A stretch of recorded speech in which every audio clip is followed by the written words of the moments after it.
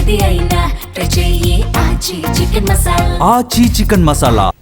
ఎడాపెడా సుంకాలు విధించే అధికారం అధ్యక్షుడికి లేదని అమెరికా సుప్రీంకోర్టు తీర్పు వెలువరించిన వేళ అగ్రరాజ్యాధినేత వెనక్కి తగ్గడం తప్పలేదు. గత్యంతరం లేక అన్ని దేశాలపై 10% సుంకాలు విధిస్తూ కార్యనిర్వాహక ఉత్తర్వులపై సంతకాలు చేశారు. నూతన సుంకాలు ఈ నెల 24 నుంచి అమల్లోకి రానున్నట్లు ప్రకటించారు. ఫలితంగా భారత్పై టారిఫ్లు 18 నుంచి 10% దిగిరానున్నాయి.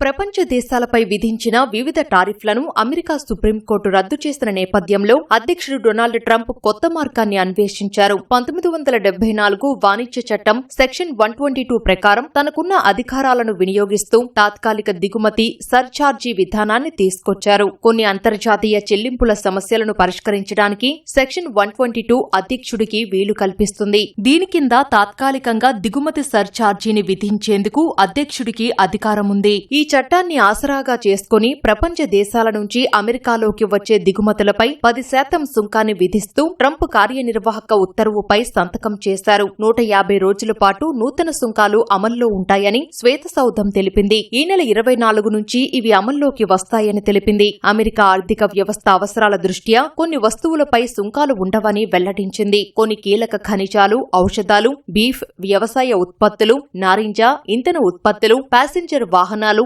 ఏరోస్పేస్ పరికరాలు వంటి వాటిపై సుంకాలు ఉండవని పేర్కొంది.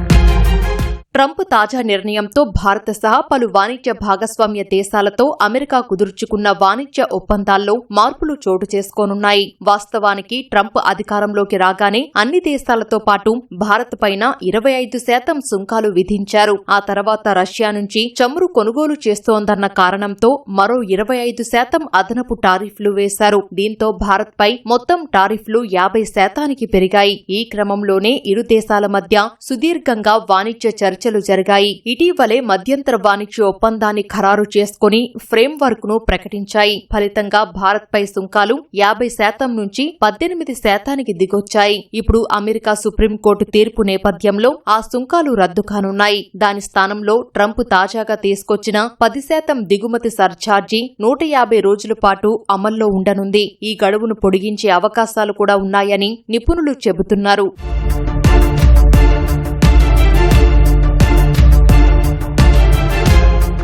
ట్రంప్ రెండోసారి అధికారంలోకి రాకముందు అమెరికా ప్రకటించిన అత్యధిక ప్రాధాన్య దేశాల జాబితాలో భారత్ ఉండేది. ఈ విధానం ప్రకారం మెజారిటీ భారత్ వస్తువులపై 0 లేదా 3% వరకు సుంకాలు ఉండేవి. స్టీల్, అల్యూమినియంలపై మాత్రం భారీ సుంకాలు ఉండేవి. మోస్ట్ ఫేవర్డ్ నేషన్ జాబితా కింద ఒక వస్తువుపై 5% సుంకముంటే 10% కలుపుకొని మొత్తం 15% సుంకాలు చెల్లించాల్సి ఉంటుంది. భారత్ అమెరికాకు ఎగుమతి చేసే దాదాపు 40% ఉత్పత్తులపై సుంకాలు ఉండవని జీటీఆర్ఐ సంస్థ తెలిపింది. 55% ఉత్పత్తులపై మాత్రం 10% దిగుమతి సర్ఛార్జీతో పాటు గతంలో ఏమైనా అదనపు సుంకాలు ఉంటే అది కూడా చెల్లించాల్సి ఉంటుందని వెల్లడించింది. స్టీల్, అల్యూమినియంపై 50%, కొన్ని వాహన విడిభాగాలపై 25% సుంకాలు కొనసాగుతాయని వివరించింది.